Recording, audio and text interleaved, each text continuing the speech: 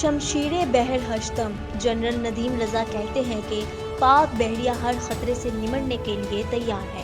مشترکہ آپریشنز کو مرکزی حیثیت دی گئی ہے۔ پی این ایس بیس جوہر کراچی آمد پر امیر البحر ایڈمرل محمد امجد خان نیازی نے جنرل ندیم رضا کا استقبال کیا۔ اس موقع پر انہیں مشقوں کے مختلف پہلوؤں پر بریفنگ دی گئی۔